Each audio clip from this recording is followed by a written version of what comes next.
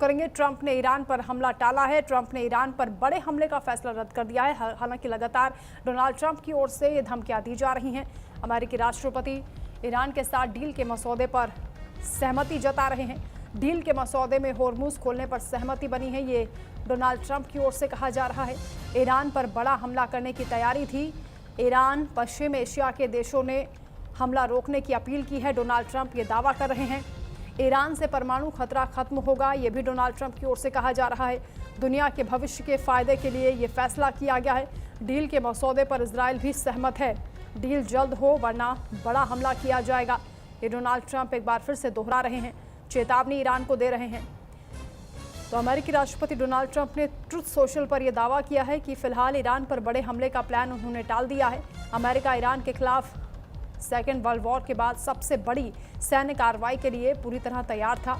Iran और पश्चिम Asia के अन्य देशों की ओर से समझौते के दायरे पर सहमति बनने का संदेश मिला, जिसके बाद प्रस्तावित हमला फिलहाल रोका गया है। ट्रंप के मुताबिक संभावित समझौते में होर्मुज को तुरंत खोलना और पूरी तरह खोलना, इसके साथ ही ईरान के परमाणु खतरे को समाप्त करना शामिल है।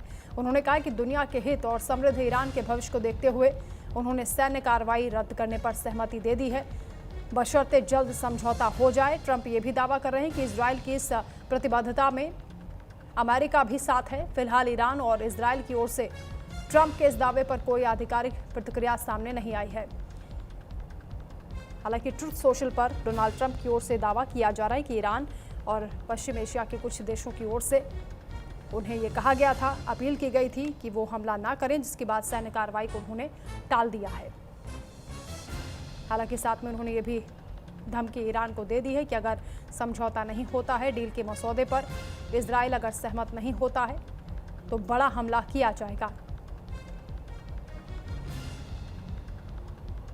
डोनाल्ड ट्रंप बार बार ये बता रहे हैं कि किस तरह से उनकी तैयारी थी ईरान पर हमला करने की, सैन्य ऑपरेशन को अंजाम देने वाले थे, लेकिन फिलहाल उन्होंने ये फैसला रद्द कर दिया है। इन खबरों के साथ फिलहाल इस बुलेटिन में इतना ही। आगे भी खबरों का सिलसिला जारी है, बने रहिए हमारे साथ।